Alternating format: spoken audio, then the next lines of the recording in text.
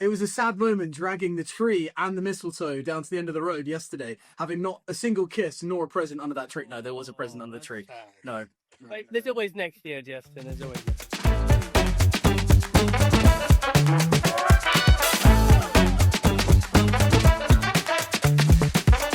Gents, good morning to you. Where are you? How's your Christmases? Tim, where are you, sir? You're at home. Yeah, I'm at home. I'm still sort of unwinding from what was an absolutely crazy year in 2025. But no, a very good one, and we've had some quality family time, and yeah, I'm feeling very happy. Feeling really relaxed. Is it a new year, new you? Well, yeah. I always try to reinvent myself each year, but it usually lasts about a week.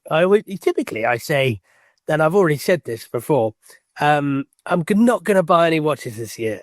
And I think I've broken that on day one. But yeah. Yeah, well, we should cover that off, actually, because you did send us a link saying you were considering moving to Tibet. I had a moment and becoming a Buddhist monk, but that's you've opted out of that since, and you picked up a Cartier. Yeah. Let's say, yeah, that's exactly what happened. I had this moment at the end of last year where I just thought I've got too much stuff and I need to, declutter, and I think that'll be good for mental health. And I've got a lot of stuff, and my wife tells me I've got a lot of stuff, and I think it would be good if I stopped for a bit. And so, yeah, I like the idea of that, but then opportunities come my way, and yeah. So tell us about the Cartier. Tell us about the Cartier. Well, I don't want to talk about too soon, but it's okay, very right. Nice. It's very rare. That's very nice. No money to exchanged hands yet. But when it does, I'll let you know. But I am excited. Let's put it that way. Fantastic. Jake boy, what's up? Where are you, man? And how was your Christmas? Good morning, and all those everyone listens to this in the morning. I'm very well, thank you. Christmas was delightful.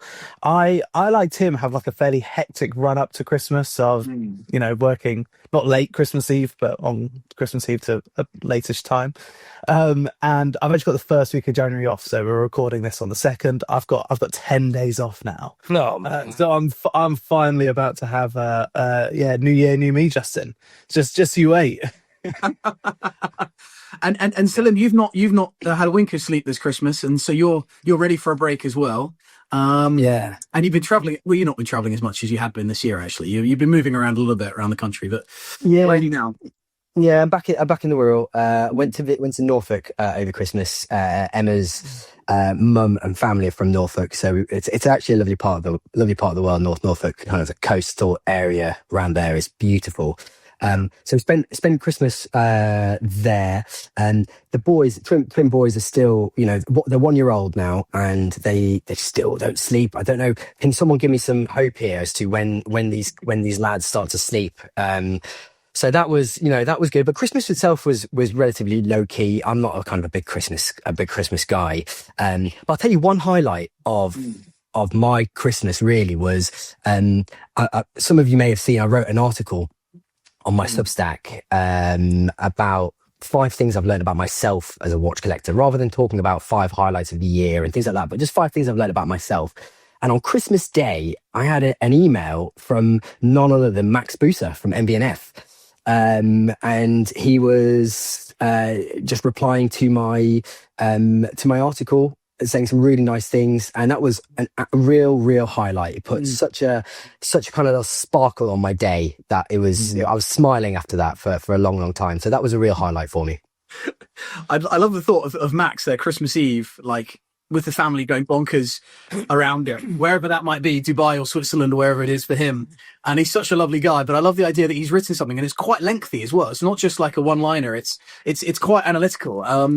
And he shares some of his stories. So I guess in some ways it's a pitch to Max to say at some point we want to have you on the show. And we want to hear about your collecting journey, because I had an interaction with him last year during the Yinka Lauria Mad collaboration. who strangely enough I ran into actually at Frozen in concert in Hammersmith a few weeks ago with his kids walking out. I said I saw him and it did from the distance. And weirdly enough, I've just been packing the car with one of his M&S design bags. You know, he's all about colour and joy and da-da-da, which is a lovely man as well. But anyway, we want Max on the show. And also, Can I suggest an idea for Max? yeah. We should do a complete my collection with Salim's collection. And Max should put in a suggestion, but he's not allowed to say a watch he's been involved in any way. That's brilliant. Absolutely brilliant. He's quite an extensive collector. I mean, he's done a Talking Watches, Max, over the years, and he's not afraid to talk about other brands, of course, which is great. But he is an extensive collector because I was wearing that Sortorella when I saw him for that lunch, and he was hooked on talking about it. And he's got a jump hour, the other jump hour, the round jump hour with the cutout at 12 o'clock, I think, of the same era. So he's all in on it. I was actually thinking, Jake, just to sort of come in on a secondary thought for another show, and I have briefed my wife about this, Nat, but I was thinking, and we've not talked about this, we've not talked about this at all, but I do think we should have hands on the pod. as is customary, we're not hiding anything here, and we need to have this conversation publicly. But I do think we should have the wives on for a guest episode of some Tim Shake. And what we should do is we should have them comment on a watch. They should arrive with a watch from the collection, from our lineup, that they either love or they hate. Maybe one of each, and talk about why that's the case. Can I just say right now, that's never going to happen. My wife does not care about this stuff. And Tim, I'm putting some heat on. This is the strategy. This is my negotiating strategy. I'm at the UN Council here, and this is how I'm putting pressure on you is I'm going to leave it out there for the community to come back to us in the comments to say, we need the wives for an episode. Also, my wife doesn't succumb to peer pressure. I have tried in the past. She's a strong woman. I've encountered her once or twice at events. She's a lovely lady. From my own heart, because I've been around strong ladies growing up. But I would not want to negotiate with her directly. That's why I'm doing it indirectly. Yeah. Guys, should we just set the scene for what's happening today? We're going to talk about a few things. We've got a really great episode here. So start of the year, we're coming out hot. We're going to talk about what's on the wrist. We're going to talk about one watch. And this was something I've been mulling over myself because we're as a group, we are secondary leaning, I think it's fair to say. We're secondary leaning for a number of reasons. There's lots of conflicts of interest and we're all secondary leaning. But there is a primary market that we all fell in love with, at least we all fell in love with to start with. And it's a big business out there. And we don't talk a lot about watches that we love that are available right now. And so my challenge to the group for this episode, as I'm hosting, was £15,000 to buy a new watch that you could walk out from the stores today. I think today is a trading day. And you could have it on your wrist today. And I thought £15,000 struck me as a difficult number because for under 10, you've got, for under 8, I'd say you've got a lot of options to play with, to have fun with. But above 20, you're then into sort of rarefied air that, you could 15 is just a tricky number. By the way, I would say 50 is a lot of money. I would say 15 could well be the budget for someone out there as a one watch collection as well for someone. And so I just wanted to throw that out there as a challenge to the boys. So we'll come to you shortly on that. And then finally, we've got James, I think, Jakey up. We've got James who's kindly messaged in and he has asked for his support. I think it's hilarious to position it as support because we, as I speak for we are nobody really to be offering any advice to anybody. But James has kindly shared his collection for us to complete. And it is a stonking lineup. Again, it's another fantastic collection as is, but we've been given an opportunity to come in and complete his collection. Jake, do you want to cover off any thoughts on that before we come to it? How did it come to you? Well, I've had a handful of people DM me on Instagram, so keep them coming. Keep making a list of all the complete my collection bits. So I'm basically just picking them out and going from there.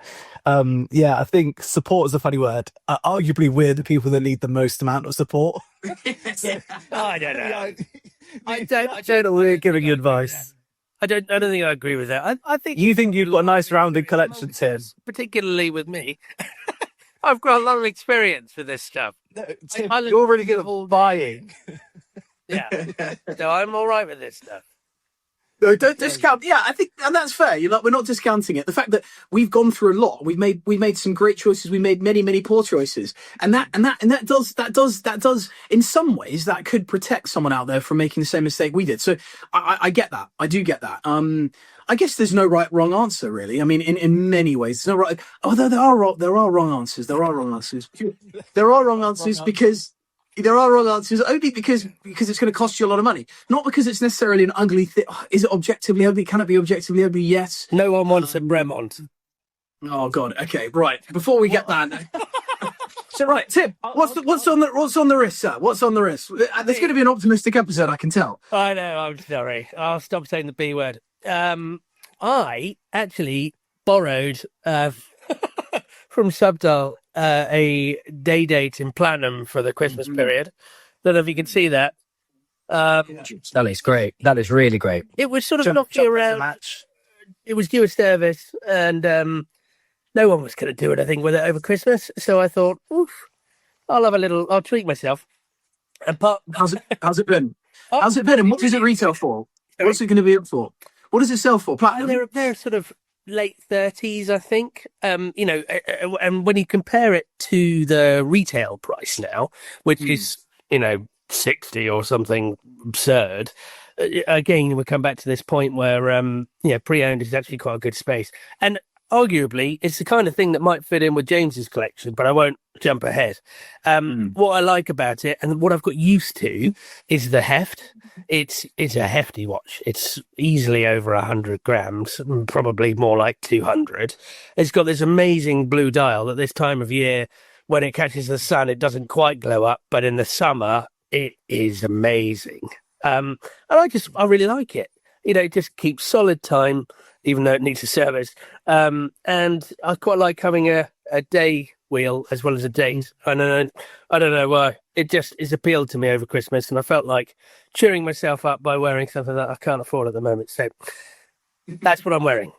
Is there going to be a part of you that wants to keep it, or are you okay having had that time of it? Because we've talked about this a lot over the years, and we've even had watches go back that have been purchased that are within that 14-day window because you've had your moment with it, and then that's okay. That's okay for it to go back. That's okay.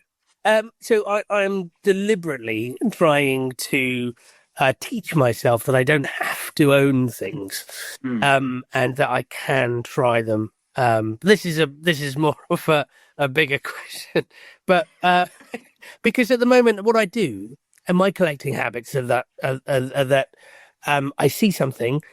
Typically with me, I see something at a great price and I just jump on it without thinking. And I don't need to do that all the time.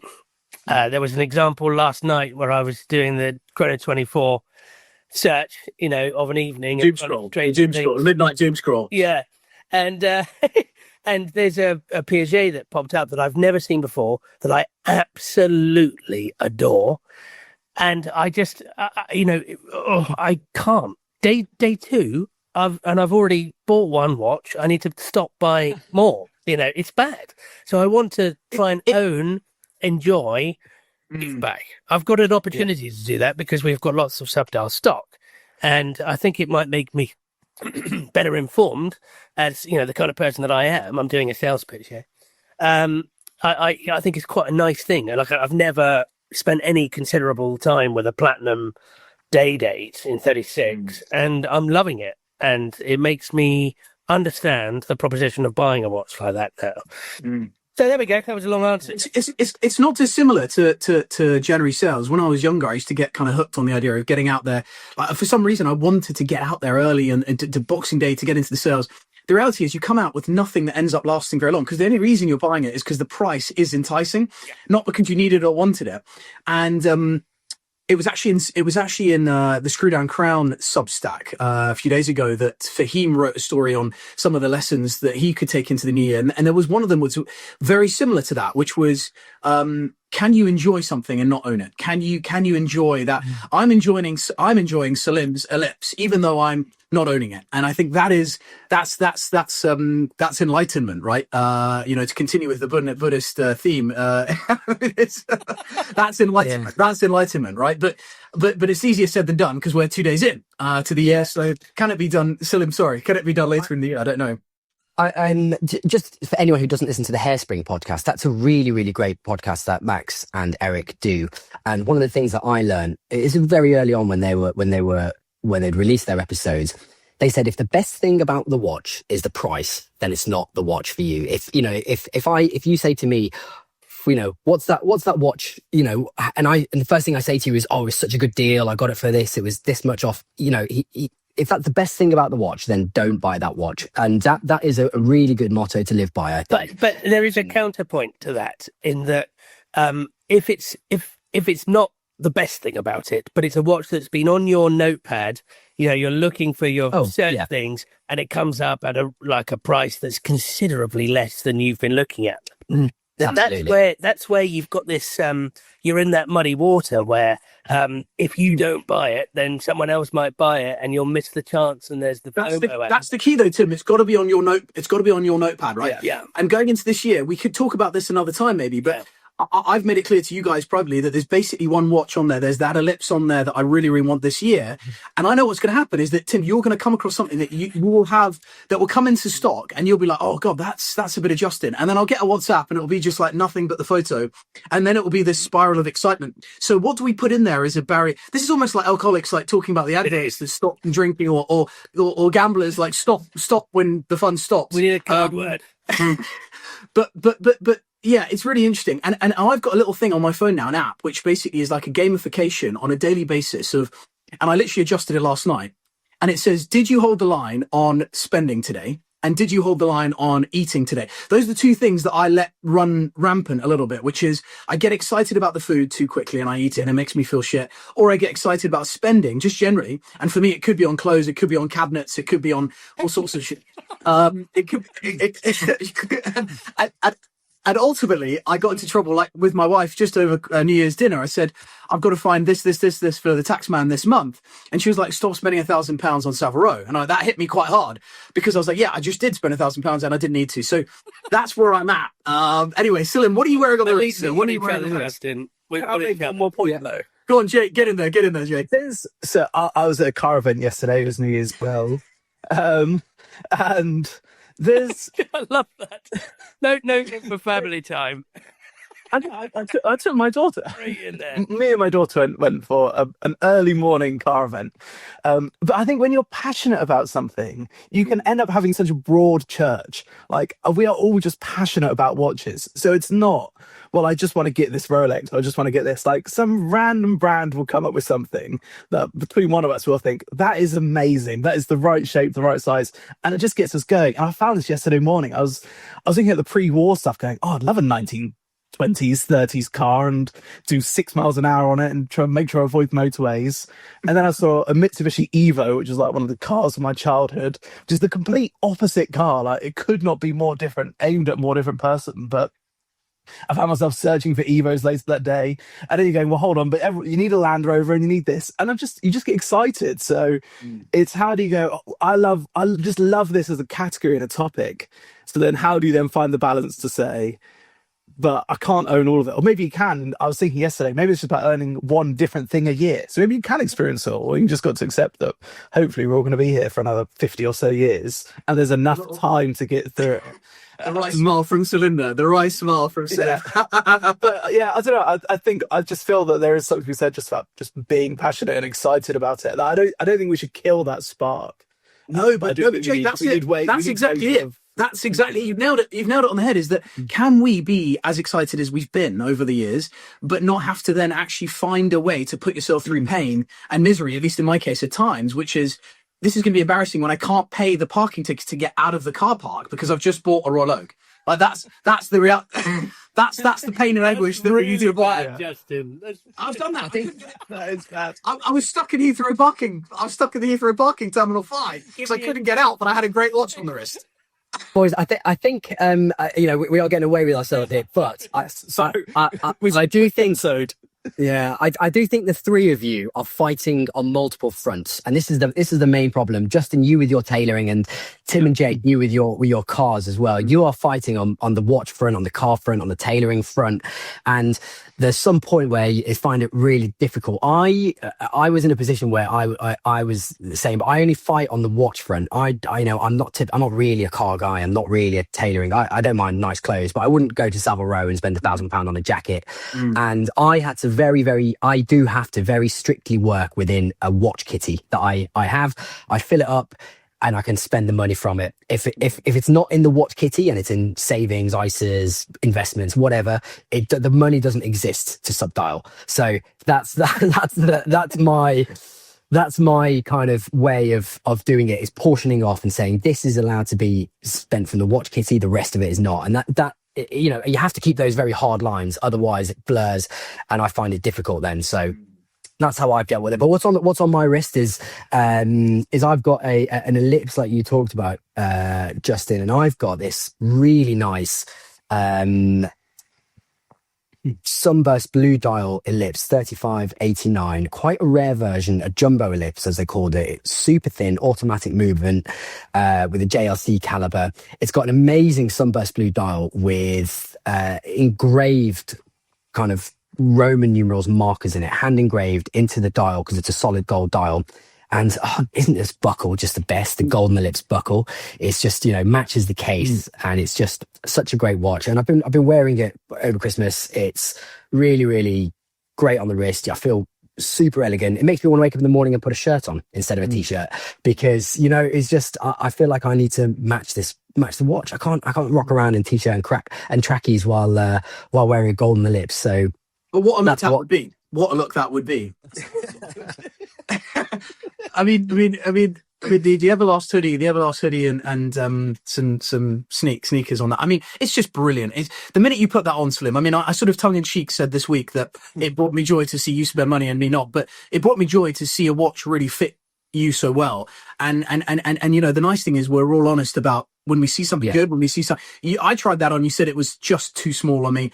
I just love it. I just think it's brilliant on you. I just And as part of my, you know, I think we met in mid-November for lunch when we first saw it, and as part of my kind of new collecting philosophy, I really kind of tried not to buy it, to be honest. I told Tim I was going to buy it, and then I went round the houses and tried several ways not to, and then, but you know, day before Christmas Eve, Tim gets a panic phone call from me just saying, Tim, get it to me for Christmas, will you? And of course, there we go.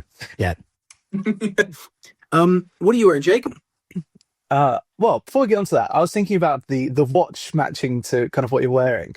I would say probably my Instagram story that's had the most like responses to was wearing 3940, so Perpetual Canada Patek, driving my ProDrive Subaru Impreza, like absolute yob car with the most classical watch you can get. And I think people loved it. They were so here for it. They were like, most people just said, I just don't think these two items have ever met before. So I don't know. I think there's something here for it. I've got such a random watch on today. There's a long story as to why. Is this the one we're going to hate? Is this the one you've teed us up to say we're going to hate? Yeah, I don't think any of you would care for this. But it's actually kind of cool. So I have an Omega Quartz on, and that is not real. That is gold plated. It's actually engraved on the back, which I'm not going to be able to. I'll read to you. Union Oil Company, 30 years of service to Gordon Arm Sanders. So if you know Gordon, this was his watch. I bought someone's whole watch collection like a year and a half ago. Again, Broadchurch, just a bit of a mess. And this has been with my watchmaker for over a year. And I just gave him a prod. He's still got a handful of things. And it came back for Christmas. It's on a Molocan strap on the green. I really like it. I like it way more than I thought I would.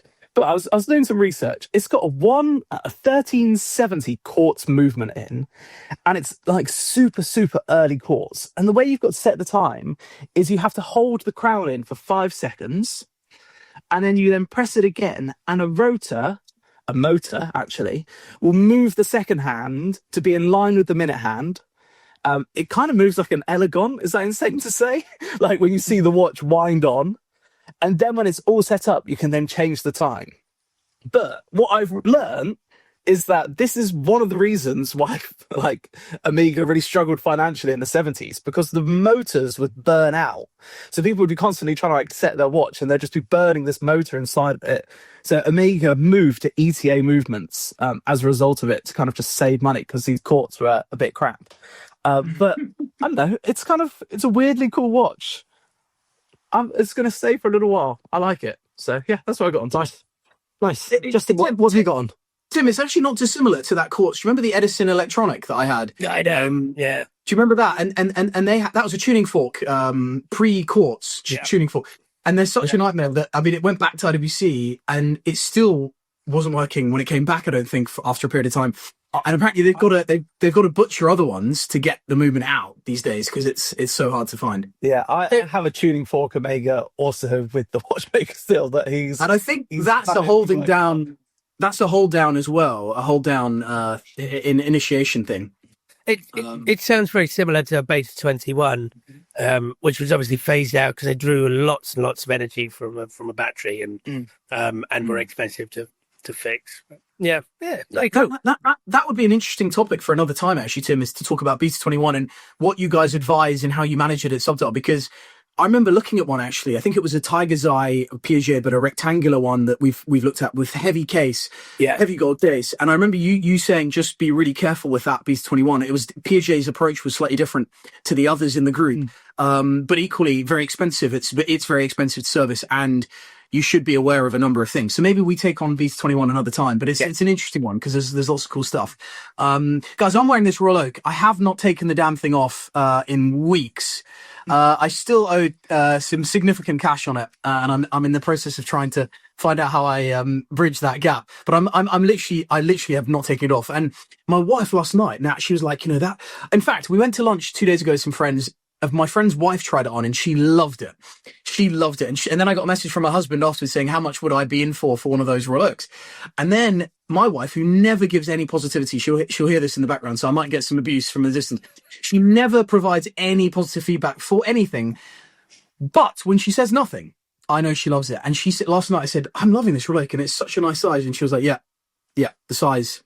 She was like, yeah, that's the right size for you. So she said the right size for you. And I was like, wow, I took something from that. And it's left me feeling really good. And I've also got a leather. I went through the process, as I mentioned last time, of getting the historical heritage information from AP on it. And they gave me a green leather AP donut case in green, which is their particular Pantone of green, which is just gorgeous. So it's next to the bed. And every night I'm just thoroughly enjoying putting it into that little donut, wrapping it up, and then every morning unwrapping it again. And it's a little moment of joy. So it hasn't come off the wrist, truly. It has not come off the wrist. And it's been getting a lot more, it's been getting a lot of love, actually. A lot of love, a lot of people getting in touch, a lot of people loving it. So, and I'm loving it first and foremost. So there, it looks great on you. It looks really, really great on you. There we go. I think proportionality. I think you're coming into the fold now, Justin, where proportionality is working for you. And, it's funny. Yeah, thanks a lot. So, have you? I mean, just another. Have you ever felt embarrassed about when someone's asked you how much a watch costs? Because I was traveling for work one day, and I was actually wearing a Royal Oak. It was a 15550 ST that I'd got from Opie House in London, and I was wearing it. And I was checking into a hotel with a colleague, and the guy behind the desk saw the watch, and he was like, "Oh my god, I love that watch! Blah blah blah. Did you get it at retail, etc., etc." And my colleague had no idea. And then he went away. We met up for some lunch later. And he was like, dude, I looked up that watch. You spent how much on a watch? And that to me felt really embarrassing that I was there kind of, and I just didn't, I then had to get rid of the watch because it was just too, it just felt too shiny, too recognizable. And it just, I don't know, do you ever get that or not? Firstly, did you not replace that watch with a solid gold version of a Royal Oak? Yeah. It's to call you out on that. Secondly, people have said, money, and I think it's a private thing, and I think it's on them. I genuinely, if you want to spend £20,000 on a white elephant, it doesn't matter. It's up to you, man. You've worked hard and you deserve it. Yeah. So I wouldn't get embarrassed about that. I try not to. Everyone's got vices, and it could be drugs, but our drug of choice is horology. Well said. Well said. Well said, We should sir, probably well crack said. on here because we're half an hour in and we've just finished the wrist check. Yeah. Right, just okay. So let's keep this fairly tight then. So you're walking down Bond Street today. It's a glorious day. You're walking down Bond Street, and you've got £15,000, which, as we said, is an awful lot of money in anyone's book. Net, net £15,000 net in your card. This is not the credit card. This is your debit card. What are you going to go and spend it on, Jake? Where are you going? What are you going to buy? Oh, I don't even want to go first. I've really struggled with this, and I think the key is like making sure it's there, available in the window.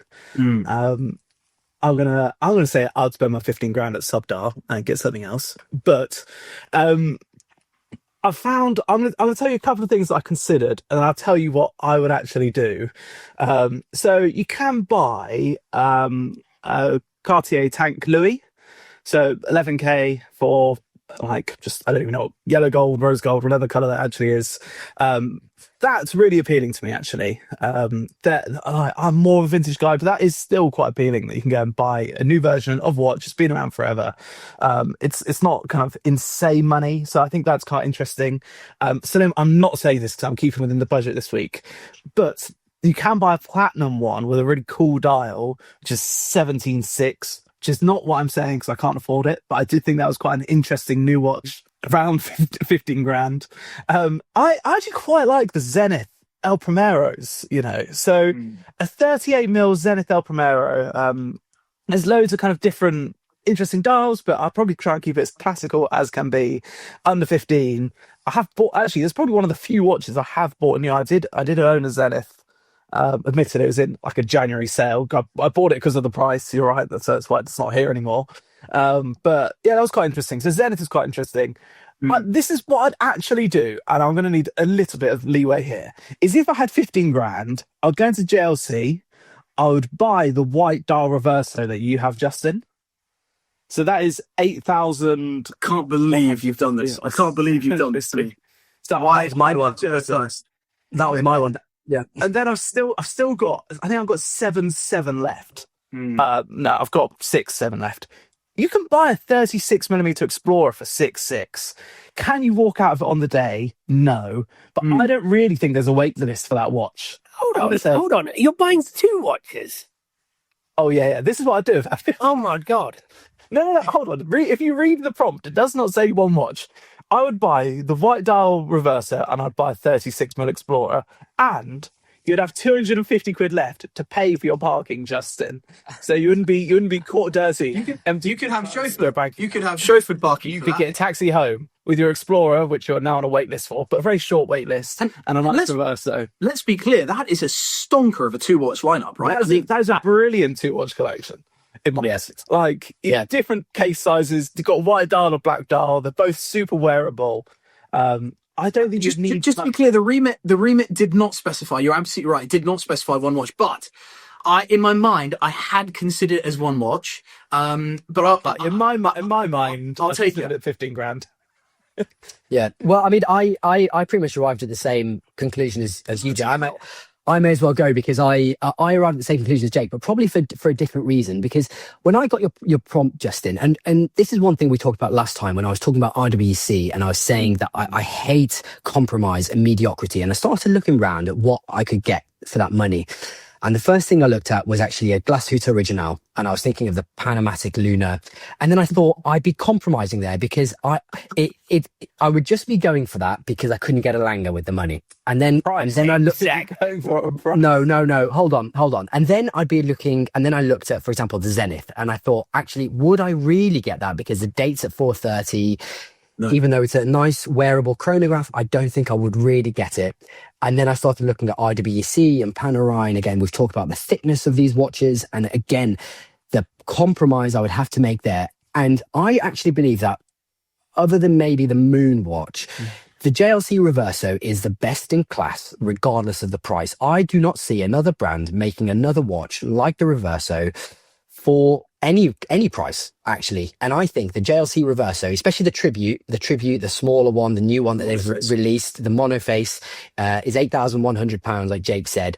And that is the best in class of that, and I wouldn't feel like I was compromising. And I went to visit JLC 2 years ago. I went to visit JLC in the Vallée de Joux in Les Sentiers, and anyone could do this. I wasn't invited. I'm not, I'm not like Justin and Tim. I'm not wined and dined and flown around the world by these multi-million-dollar brands. I paid my own hard-earned cash to go to JLC. I paid for my flights and hotels, and they took me.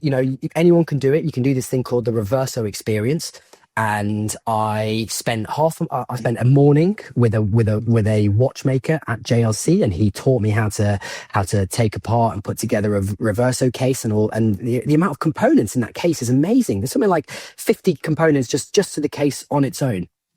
And then they taught us how to do the kind of perlage and the things like that using the machines, which was very cool. And then they took us around the factory and showed us the factory, and you kind of go into this amazing room with the view of the mountains, with the watchmakers doing all the hand engraving, and then you end up at the top at the master workshop where master watchmakers are making their high complications. And it is an experience that is well worth having. And I think a new JLC gives you that emotion as well, where you have a blank slate where you can turn it over, and you have a blank slate that you could put whatever you want on there.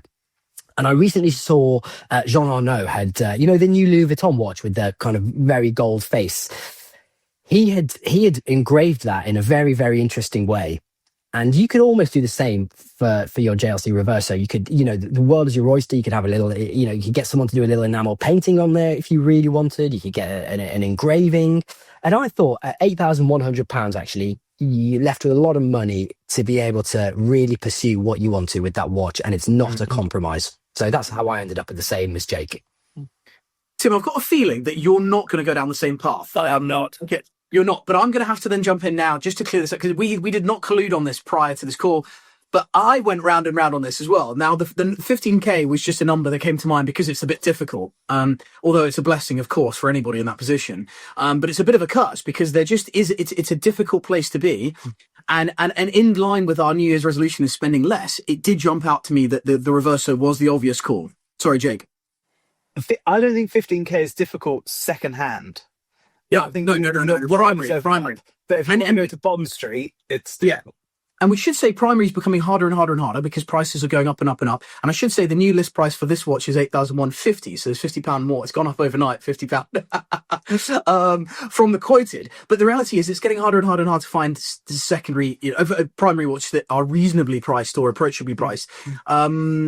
I wanted to give a shout out to the Bulgari, the aluminium, because I do think that still is one of the most interesting watches that you can walk out with right now. Probably a limited edition of some kind with a blue dial, time only. GMT's great. I don't even know what the Alto Finissimo actually is retail. That could have been an interesting one to look at as well. An Alto Finissimo of some kind. Jay, what's the number on it? Do you have it? Give me a sec. Because that's not a million, that shouldn't be a million miles out of the conversation either. I've bought Bulgari aluminiums new, and I've loved them for a grand or a couple of grand. And I think for summer options, what's the price? 15.3. So you have to do what our friend Pete Odgers did and ask his mother-in-law to bridge him the capital to get over the line, which we never advise anyone. We're not financial advisors and never will be. And then never advise anyone parking. I'm not sure, but your mother-in-law at that moment will say, you'll present the 15. You'll say, could you come in for 300 and see if she'll do it or not? But I actually think the Octo Finissimo, that is actually something that needs to be considered. I'm going to tell you what I'm going to do with my Reverso that I've got here for 8,150. You cannot enamel stainless steel, unfortunately, Salim, but you can lacquer it. So I want to get a lacquered a shield, an African Zulu shield that is close to my heart, something that I grew up with. I had one of these shields on my wall as a kid, and I was born there. And it's going to be sort of a mustard coloured case back, a rectangular mustard background with a brown African shield. And then I'm looking at the sort of gadrone, the inlays on the case itself. I've never seen anyone inlay into those three gadrones, top and bottom, and I'd love to see the colour live on the front of the dial and the back of the dial. And of course, with this eggshell dial, you can go mad on the strap, so you can go bonkers on the strap. I've got it. Should I get it out? I'm going to get it out. But Tim, what have you picked, Tim? What's your pick? I'm going to get the watch out as you speak. I mean, mine's a wild card. I'm going to say it.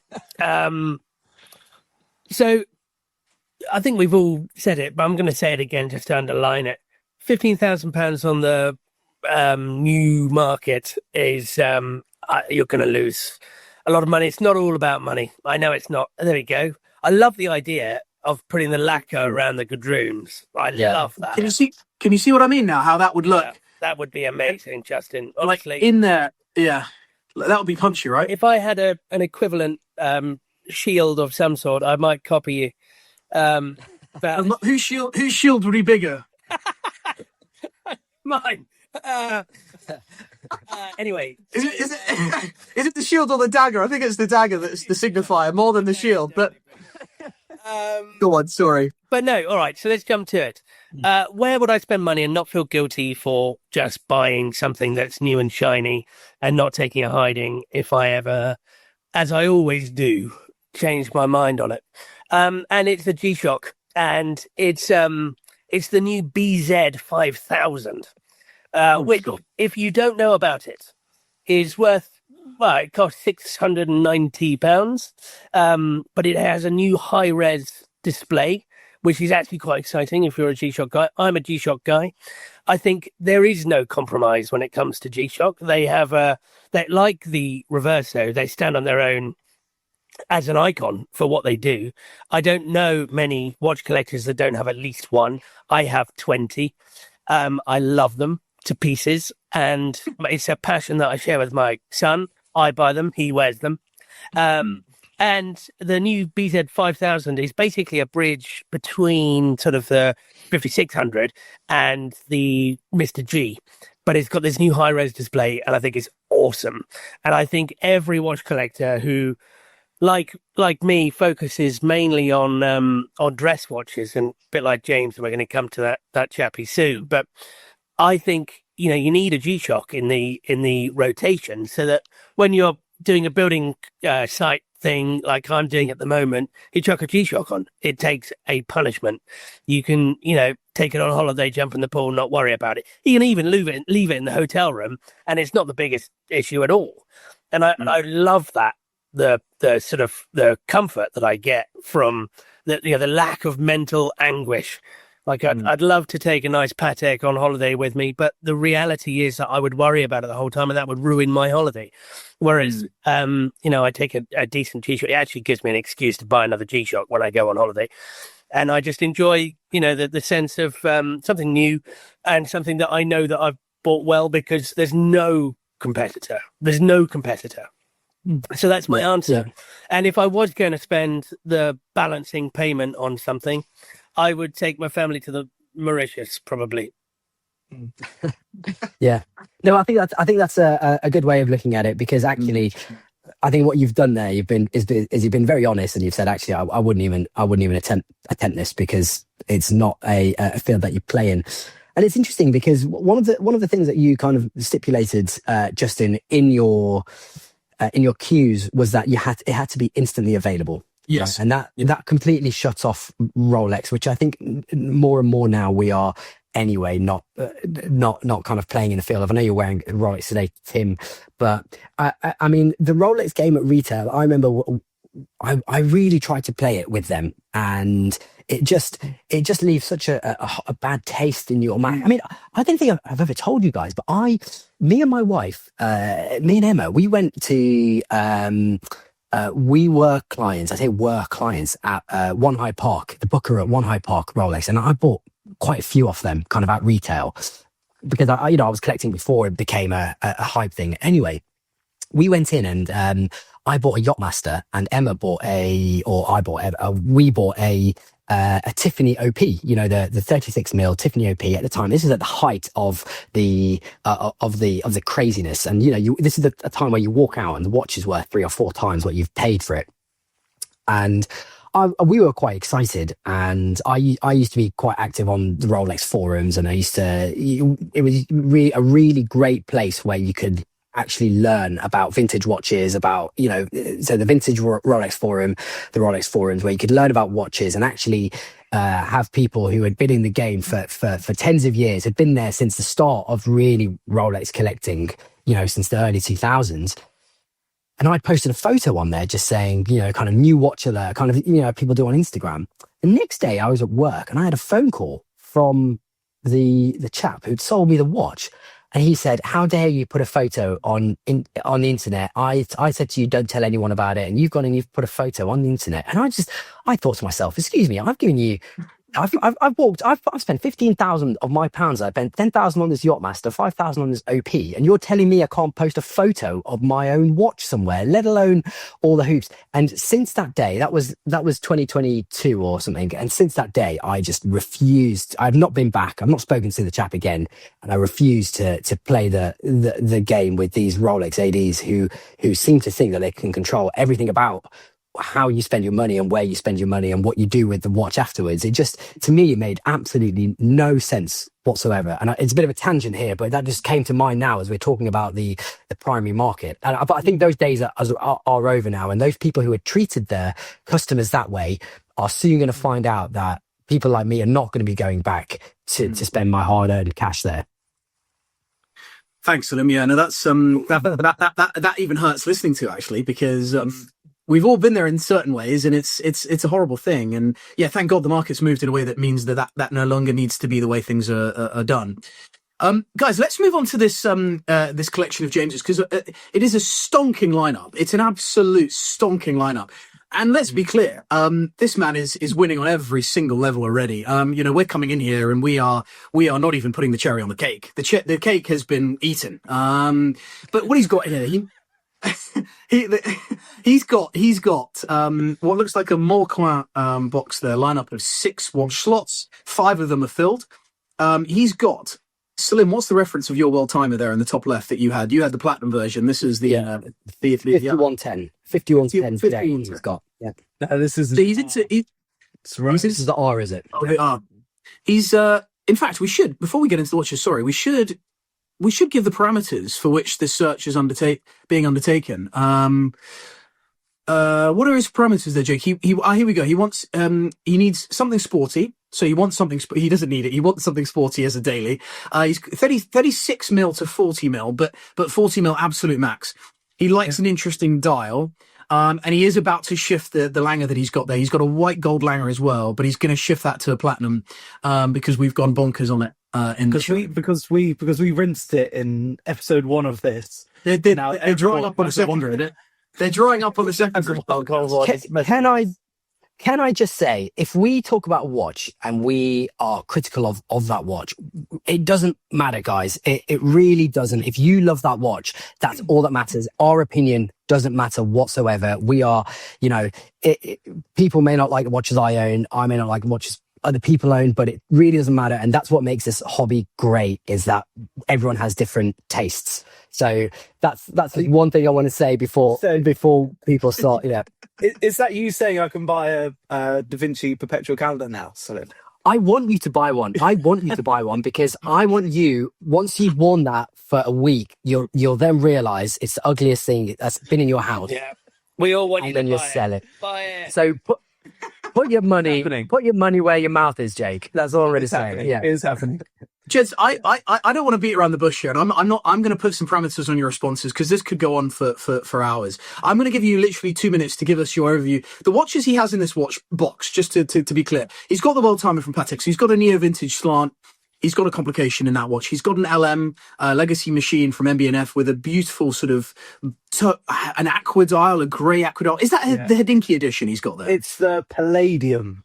Oh, it's the Palladium he's got there. Brilliant. Absolutely gorgeous. Tim, you'll have to jump in and tell me the reference of tradition he's got there, the Breguet tradition. It looks like a 7027. Yeah, I'll take that. It's gorgeous. Sort of open white dial. Absolutely stunning. Has become, and you've got power reserve there as well at sort of 11 o'clock on the dial. I gather it's become quite interesting to collectors, and has been gathering momentum for good reason, as Breguet's sort of gone on a push in the last 12, 24 months. And then he's got a Laurent Ferrier there, a micro rotor with an aqua dial, running seconds at 6 o'clock. That's not an Origin movement, so not a Hanwell. And that's the micro rotor movement there. So he's dressy. He's got lots of wonderful things there. He also happens to like a taupe strap. Tim, what was your immediate response here? So 40k you've got to spend here, sporty, daily, interesting dial. Yeah, sporty, but he clearly is a man that likes a dress watch on a leather strap. I'm not suggesting that's what I'm going for, but I do think it is on the smarter side of sporty. And in my view, the one that's crying out that needs to enter the collection is a Patek Nautilus 3800 AJ. So that is a two-tone, steel and gold. I would personally go for the yellow gold dial with a black date disc. I think they look superb. This year is the 50th anniversary of the Nautilus. Great time to be buying Nautilus. And that watch, I don't know why, two-tone, it just works, but lots of people still poo-poo it. I think it's awesome, and you'll get one for 30. So you'll have 10 grand to spend on something else if you want to. That's my answer. Funnily enough, that was I did, again, Nat and I had a busy evening, as you can tell, last night. I showed her this predicament because I was just curious to see what she said. And immediately I showed her the box lineup, and she was like, Nautilus. He needs a Nautilus, because she happened to love the white dial that I had for a very short period of time. And she happened to think it was the right size, even though for me, strangely enough, it felt just a millimeter too small, whereas for some reason this feels more comfortable to me. But Tim, what a wonderful pick. Wonderful pick. No doubt those prices are going to change in the next 12 months. Salim, where are you, sir? Where are you? Yeah, I mean, I thought about it quite a lot last night as well. And my initial thought was actually an Aquanaut was a 5066 or a 5065. 5066 is probably more within range, and that was my initial thought, exactly. But then I looked at the prompt again, and he said it must be a daily. And I'll be completely honest, there are, having owned one of the 5066s, they are great watches, they are brilliant. But if I was, for example, working in central London, or I was working in a big, New York, Paris, etc., there would be times where I would think to myself, I'm not wearing this on the tube or the metro or the underground or, whatever. If I'm walking in central London, if I'm dining there, and that makes it not a daily for me in that sense. So I then tried to think about a watch that was interesting, that would signify that I was a watch collector in a way that to 99% of the population, it would just look like a standard watch, but actually wasn't. And that had a real historical weight behind it. And I arrived at the IWC 3705. And to me, I think that watch brings a few things to the collection. One, it's a black ceramic case. So it's extremely durable, scratch resistant. You could wear it wherever you want. Nobody will look twice at it because it is a real daily. The second thing is it gives you a real historical relevance. Gunter Blumlein, at the helm of IWC at the time, comes out with this watch, one of the first fully ceramic watches. This is IWC at their best. This is them innovating, showing what they really can do with materials when cost wasn't a problem. They were showing the world, Gunter Blumlein was showing the world what he could do with these watches. The dial is really interesting, especially if you get one with a really deep patinated tritium on the dial. It just looks amazing with the black case and the background. And to 99% of people, you're walking around with the IWC. It's 39 millimeters. You're walking around, and most people are just like, "Oh, you're wearing an IWC pilot's watch," but really, you are wearing a bit of history. You are wearing a really, really great watch. And I think you're in at the moment. These were trading in the mid-20s. And I think at the moment, you're probably in at 16-ish, 15-ish, maybe, if you wanted to. So you've got a lot of money to spare for your holiday to Mauritius as well. It would look beautiful in that box, I've got to say. There's something about that contrast in lineup to what he's got already. And strangely, I literally had that watch alongside that Lange 1, or variation of that Lange 1 in a very similar box, alongside... Laurent Ferrier actually as well. So I missed that watch. I had it for a bit of time. I missed that watch. Tim helped me buy it and helped me sell it. But I missed that watch because it did anchor the collection in some way, because it's unlike anything else. Visually, it's unlike anything else on the wrist. It wears smaller. I would say it wears smaller. And the crystal has a strange sort of waviness to it, which is interesting as well. It's screw down crown, and it could be on a black rubber strap as well, which could add dimensions of wearability to it. and he likes neo vintage as well. You can see with that Patek that he's into that era. So for me, those are two banging picks. And I've got to say, I would like to go back to that IWC, and I do miss that watch. That watch would look great on that sort of greenish brown waxy strap that comes on the Hodinkee IWC. That strap is one of the reasons I like that watch so much. It's very cool. Where is that watch, Tim? Yeah, it's a good question. I don't know. You know what? I did have one of those, but no longer. Jake, where are you, sir? I've got three, but I'll tell you where I'm going to land. I started at a very, very similar place to Tim. So I've gone for a two-tone Royal Oak. Subdial at the moment have a 5402, which is the original jumbo, 26,500. I just feel like that slots in that box really nicely. I basically fully agree with your shout of the 3800 as well. Certainly with that champagne dial black date wheel, in my head they're a little bit interchangeable. Obviously the AP is a little bit bigger, but I think that would slot in really well. I had Patrizzi in my head as well, near vintage Daytona. I think you could just buy a really, really nice one. I think it would fit well. But when I look at the top three watches, so the MB&F, the Breguet, and the World Time, I think that's where his interest in quirky dials comes out. And quirky almost doesn't sound like a compliment there. I love these three watches, but they're not your traditional dial, ironically, one being called a traditional. So I got into a bit of a Chapek hole on Chrono 24, and I've recently tried on a Chapek, and it wears amazingly. And that is a modern sports watch. You can put it on the rubber. They wear really, really nicely. I found a couple that two fit within the parameter, and then I've got a wild card that doesn't. So there is a titanium sector dial, Chapek, which is in budget, slightly more interesting dial, kind of all falls under that titanium, but with some interesting parts in. There's a Revelation, which is not to my personal taste, but in budget, and I think really fits that kind of quirky dial side. But what doesn't fit is the Rattrapant. How do you say that word, Tim? You say it better than me. The Rattrapant, because that's 42 millimeters, but I think that's the best one of the lot. Philips Perpetual have one at the moment up for 30k, which is a limited edition of 25, a gold dust edition. Is it worth doing this? I'm going to do this. Look at that. 30k, modern sports watch. I don't know. A lot of watch for the money. It's a lot of watch for the money. Fits in that box, fits that quirky dial bit. If he could wear 42 millimeters, I would go for that. But failing that, there's Jake, is that steel? Stuff Is that steel or titanium? I believe that's steel. There you go. Sorry, I missed you. Yeah, it's steel. It's steel. And it's a great shout, but it doesn't count because it's not in the parameters. Yeah. And Chapek came out hot last year, I thought, with that jump power they did. I thought was gorgeous. So that is within the criteria. That's the Revelation, which is maybe a bit too much going on for me, but the bracelet has always been happy. The bracelet, I've never handled one for an extensive period of time, but the bracelet, the brushed and polished finish, I've never been absolutely squared away on. Do you know that so I agree with you. The bracelet is the reason I wouldn't buy one, and it's not because of the brushed polish, because you can actually get it with both. You can specify the type of bracelet. You can have all brush anyway. But it's the connection to the case, which literally hinges on a central point to make it interchangeable. But it means that the bracelet sort of does that. And it doesn't feel secure. They need to fix it because I like that watch.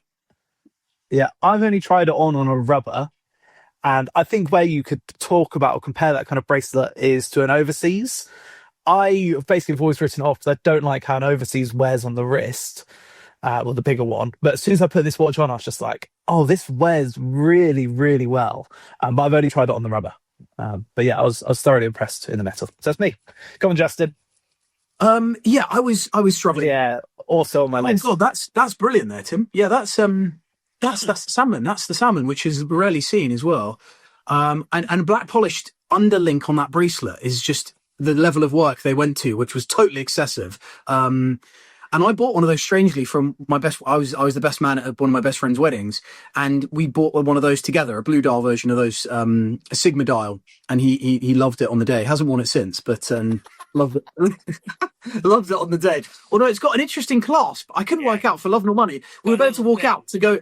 Yeah, I couldn't work out. He was putting it on, it kept falling off, and then and he was about to. The music was blaring, the bells was the ringing, the vicar was cheering, and then he was nowhere to be seen because I couldn't get the clasp locks on that bloody thing. It's anyway. I immediately jumped to one watch. Immediately for this lineup, and it's the Sport Auto Titanium from Laura Ferrier, which interestingly enough is starting to dry up on the secondary market. Now there are four available on the secondary market globally. One in Japan for about 30,000 quid. There's one for 50 in the UK, I think, or Greece. I can't quite remember. And then they're starting to dry up on the secondary. So, and I'm going to say this now. I don't know this for facts, but. And I'm not saying this to start pumping numbers here, but the Blue Dial is at risk. There is a Blue Dial risk of this not being around for the next couple of months. It's around for the next couple of months. There's a risk it may not be around for much longer than that. It could be had for 40 is my gut feel. We could make it happen somehow. I think there's an opportunity to make that happen. The only kicker is, and Tim, you'll have to forgive me, it is 41 millimeters. And James, you'll have to forgive me. What's up with you guys? You give a rabbit to it and you say, to hell with it. No. It's titanium. A wild card. I gave a wild card. Justin's just out. It wears much more in the sense that it's titanium. It wears like nothing on the wrist. You'll forget you're wearing it because it's so light. So that could be had for less, and I just think it's an interesting opportunity right now for a number of reasons. I also have to give shout outs to a few other things. The Tonda PF, the GMT, the two-tone from Parmigiani Fleurier, absolutely stonking. That is 40 millimeters, and proper guilloche dial. That's like 30k, which I think is a steal right now. I would have said that had I not recommended it to Marcus on the last one. Okay, and I think that fits nicely. And you could go for the blue, like the blue and the gold, like the sort of green dial, blue dial thing, and that contrasts nicely with the lineup because there isn't one of those dials in there, and it's a curious, that mono pusher version is just so cool. I've also got a shout out to an Overseas Perpetual. Again, I did shout that out because I know who's selling that watch at Subdial. He's a good friend of mine. But not only that, I just think it's a really, really cool watch. Rose gold. I think you could do a deal with Tim at 40-ish, somewhere around it's going to land 40-ish somewhere. That is an amazing watch. Okay, 41 millimeters again, but my God, that is bonkers. That is absolutely bonkers watch for the money. That is super thin. A QP. In that lineup, that's an interesting watch. Yeah. But I'm going to go for something that's even more close to home and I'm going to pump it even more for no other reason than just because it's so close to my heart right now. But this could be had for 25 to 28,000. It's an Owl moon phase in stainless steel. It's because he likes that the world timer there, top left. He has to get a Royal Oak. He has to have an iconic bracelet in there. I see upside on it in the next few years. He's going to wear that a lot. Okay, Salim's going to question me on his line bike going into town every day wearing it, but I'm going to defend that by saying it's got a screw down crown, which most Royal Oaks don't have right now, and didn't have before, but that in this series they did. So I would feel comfortable wearing that under the cuff. It's going to slide over the jacket's going to, the puffer jacket's going to come over that. You're going to feel secure in that. Done. Any comments? So many comments. So we've got Overseas Perpetual Canada, a banger and a winner, guaranteed winner, with that grape strap, the grape rubber strap, absolutely stonking. The Sport Auto, I'm sorry, you can't go wrong. Just let me flash the movement to you before we leave. Let me flash the movement to you. I mean, you're gonna look at that micro rotor movement in there from Fabrique to Time by Fabrique to Tom. The finishing is unparalleled, arguably the best finishing in the lineup. The Tonda PF, the GMT, stonker, and then you've got something near vintage here, which you're never going to see out and about in the wild. Can I bring in a latecomer? Can I bring in a latecomer as well? Just have a listen to you all, and that is a Langer Odysseus white gold on the rubber strap, 40 millimeters. Yeah, very. It's not 40 mil. It's 40. 40.5. It's 40.5. It wears so much bigger than that. Well, this is why I didn't pick it. It's because it wears so big. How dare you mention it? How dare you? If we're doing this, I'll say an IWC big pilot of 46 millimeters. It basically wears like a 40. can I just say that after all we've said about trying to be restrained and not get sucked in, thanks to you, Salim, I'm going to go away from this looking for a 3705. And so thank you for that. Guys, thank you as always. Please leave your comments below. James will be in the comments below, and he will be defending his position, and he will be coming out, for lack of a better term. He'll be coming out in the comments below about what his thoughts are on where we've landed. But, gents, thank you as always. We'll see you very, very soon. See ya. Go. Cheers, gents. Cheers.